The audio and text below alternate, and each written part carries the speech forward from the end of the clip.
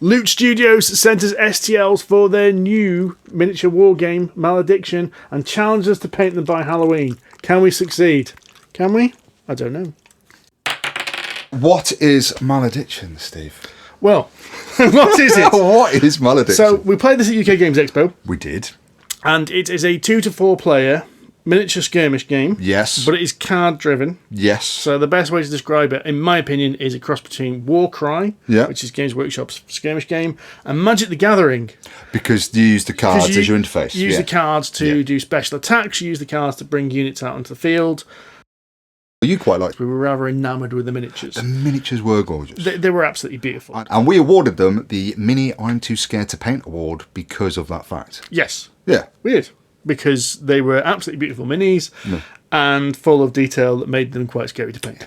So, of course, Loot Studios took us up on the challenge and sent us some minis to paint.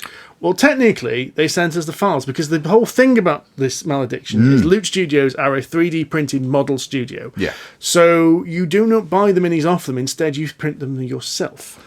But you picked 4 special minis. Yes. So the idea was that we were going to set ourselves a deadline of around Halloween because this is a horror, scary type game. It's a grimdark. It's a grimdark game. Okay, right. So Halloween, gave us enough time to do the painting. So I picked 4 Gribblies. Okay. From the Order of the Shattered Throne, I picked Rogarth the Breaker. A.k.a. the Chicken Knight. The Chicken Knight. The Conclave of the Spheres was the Spellbound Devourer. Primal Blood was Thundersteps. And then the Legion of the Fallen was the Flesh Ripper. And very nice minis they were as well. Very nice minis. They're gorgeous minis. I mean, I've already decided, looking at this, which ones I want to paint. I want to paint the Spellbound Devourer. Really? I really like that model. Yeah? Yeah. I really like that model because I can see straight away what I can do with it. The one I don't want to paint is the Danger Chicken Knight, Rogarth the Breaker, because it's a little tiny armoured knight on like a hippogriff. Hippogriff, griffin, giant eagle type, four-legged eagle. It's like a four-legged eagle without wings. Yeah. And the thought of painting either because I can't do metallic paints. I hate metallic paints because that's stupid. I'll do non-metallic metal. And the thought of painting all that non-metallic metal and all those feathers scares me. Whereas I can think of like all cool flesh tones I can do with the Spellbound Devourer. It's cool. What about you? Well, I'd rather not paint Rogarth the Breaker. Yes. But the Flesh Ripper is the one I really like. We put them into random envelopes had a random draw. I picked one of these. You pick one of them. And that's my model. Right. And that's your model. I'd like to thank the Academy. I have got the Danger Chicken. Danger Chicken's gone. So it's everything to win. Okay, here we go. Steve's done the Academy joke. So I've got Legion. Yes! Oh, fix. Since Andy's not here, we're going to do the draw for him. So one of these envelopes has got old Thundersteps and the other one's got big snaky Gribbly in. So Andy, you, sir, are going to be painting your Thundersteps for Andy. When the guys sent me this miniature, I was completely in the dark about what I was going to get, and I have to admit, the first time I saw it, I was stunned. I mean, it's a beautiful model. The detail on it is amazing, and then I realised just how terrifying to paint it actually is, because there's just so much detail on there. It's quite intimidating to work out really even where to start. There's the skin, the leather, the trousers, the ivory, the straps, the boots. Hell, there's even a guy on the base getting foot stomped and squished. I'm looking forward to it. I think I've got a very interesting model here. I'm loving all the guts and stuff that are spilling out of him. So they are going to be fun to paint. And of course is this Frankenstein's monster style model where bits of flesh are all kind of joined together. So that's going to be a lot of fun to do. So really looking forward to that. I think I'm going to keep it really simple. I'm not a huge fan of the colour scheme from the official painted model. I think it's a little bit grey and a little bit drab, and I think I want some real colour. I want some real vibrancy in there. As the inspiration, I got hold of the artwork and I actually printed out a copy so I had a reference to this, because most of the painting for this was done while I was on a holiday in a caravan, hence why there's not much video of me to camera at this point. I wanted to capture the colours of this artwork, so I've not only printed it out, but you'll notice that I've got colour swabs in here because I loaded it into a photo editing software and grabbed loads of colours. I also decided I would set myself a further challenge because I'm an idiot. And I worked out what the 5 colours, which are prominent colours in this image, and stuck to just those 5 colours. Now, at first, this sounded like a really crazy idea, and I did want to push myself to keep a limited palette and not go crazy. But it actually really helped, because mixing the colours for the griffin or for the knight meant that I was forced down into this kind of narrow field. I always had cohesive colours that worked well together. The other thing it did as well is I did actually have to add some primary colours, a bit of blue for the armour, a bit of red for the cloak, and a bit of yellow, just to kind of give everything some vibrancy when I came back to it. And Henry, you've just knocked the microphone. Start with the base, at least that sets the scene. You get a tone for the model, and it can also start to give me an idea of the kind of colours I want. The base I thought was actually pretty straightforward, but then I got to the model itself. And I kind of stopped and thought, oh God, what do I do now? So I started with the skin. I thought, well, what colour do I do the skin? Well, okay, let's work backwards. There's a lot of leather, there's a lot of straps on there, and they're going to be made of leather, which is a kind of brownish red. Okay, there's some ivory on there. That's a kind of yellowish white. All right. And then there's all the metallics on there. So they could either be, you know, silver or gold or bronze. They're a sort of yellow or greenish blue. Okay, that doesn't give me a huge amount of scope to play with. So in the end, I ended up giving him a sort of yellowish, bluish, greenish skin. And then I sort of played around with the hair. And whilst it was supposed to be a really sort of pale blue-grey, my colour blindness let me down a little, and it ended up a kind of bluish purple. But hey, I think it actually works. I've made a start. It's going well. I've just blocked him out for time being. Blocked out all the colours, so I'm following a guide that I spotted on Sarastro when he did his Zombicide stuff. So just getting those block colours down, and then I can build up from there. Again, keep it simple, straightforward, nothing fancy. So block colours. I did decide to change some of the colours though. Originally he had a green tunic on, a green top, and then I realised that the last model I painted was a lot of green and purple, and I was doing it again, so I decided to change that. I'm going to go for an orangey brown, hopefully a Hessian sack style top. I learned from the last competitions we've done to take my time in the preparation, so I was really careful. 3D printed, so there weren't any mold lines, but I was really careful to make sure everything was nice and clean and crisp before I started painting, and I was happy with it.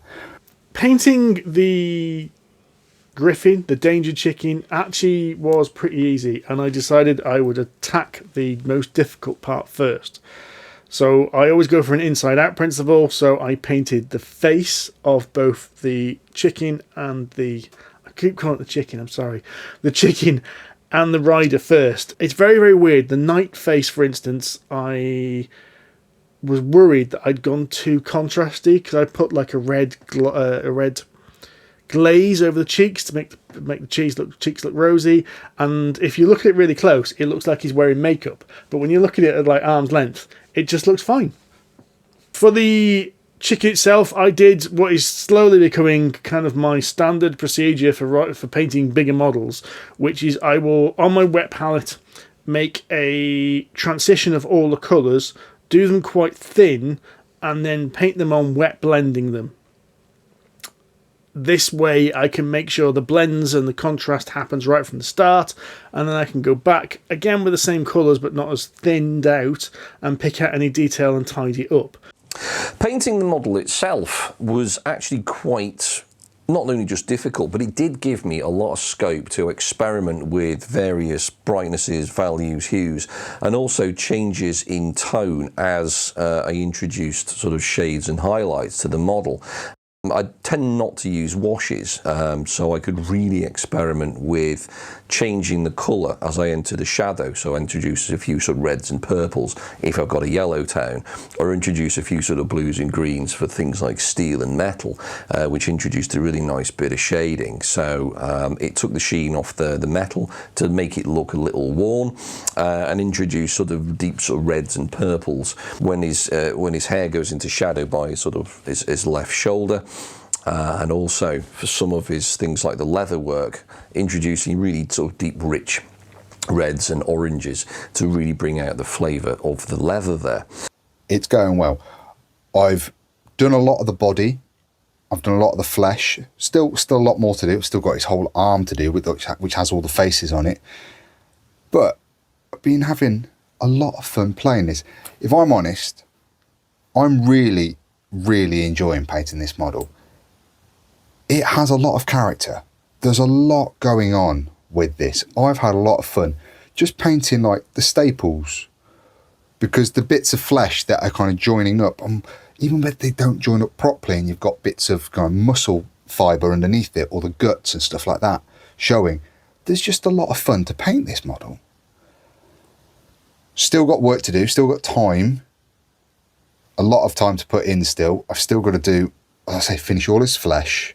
I've got to finish these snaky worm things that are going on. I've got to do all of the cloth material, and I've got a plan for that, which is going to be a time-consuming plan, but I think worth it in the end if I can pull it off. No mistakes either, no dramas. Where the bloody hell did October go?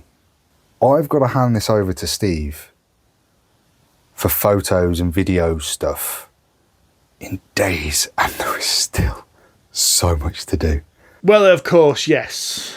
The foolish person I am did decide to do non-metallic metal, and it started off great but slow, in which I did a leg. One leg, and it looked amazing, but it took me 3 hours to do that leg, and I realised it was going to take me a lot longer to do the rest of it. Now, if you look closely, there was a definite point when painting this model where I decided what was needed and what wasn't. Because this is one of those minis where if you look at it, it looks good from a distance, but if you look close, you can see I haven't painted all the detail. And quite frankly, I think that's an amazing way to carry on with painting. This isn't a Golden Demon entry. It doesn't need to be perfect. I haven't painted the scabbard. I've let you into a secret. I have so much still to do. So much to do. I've got to finish painting this and get it ready to go to Steve's tonight for photos and videos and to discuss, because Andy's going to be there. So I've got loads to do. Loads to do. I feel like I'm in like a Twilight Zone type thing, where every time I go to bed, or no matter how much I paint, I turn away, go to the loo, maybe have lunch, something like that, and some little elves come along and unpaint it or paint mistakes in there for me. I've got most of it done. I'm starting to despair a little bit, but I've got most of it done. I just need to finish. I need to finish pretty much everything below the waist. I got frustrated with the 9 faces that he has on his shoulder. On his shoulder, along with the boobs and the worm snakes and the bulges of flesh. There's so much detail. So much detail. And I just need to take a break from it. I need to take a break, so I've got to go back and do a couple more of those faces. I painted all the boobs. It was a fun bit. And I've got 2 hours and 45 minutes before I need to leave the house. Because it's parents' evening as well, because when it rains, it pissing pours. Right. Leave me to it. That's it. They're done. They're all done. They're painted. all done. Yeah. It's not been easy in places. No, but hook and by crook to get them here.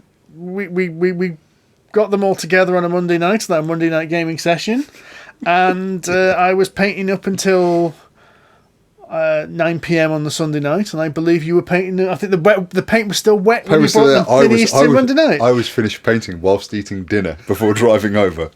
There we go. There we go. So, without further ado, here is the grand... No. Cease and desist from them, Steve.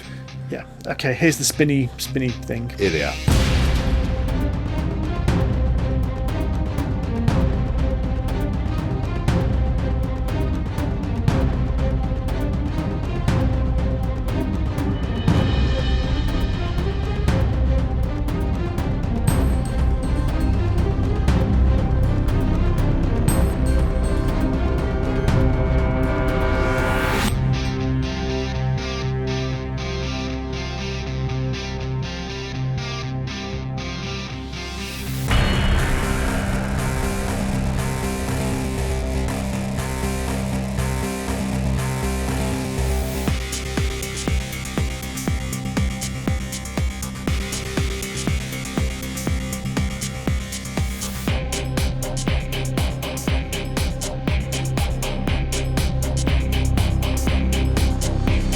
So, we'd like to say thank you very much to Malediction for sending us the STLs for this, and thank you very much, Adam. I know you're watching for printing these out for us because none of us know how to use a 3D printer cheers, at mate. all.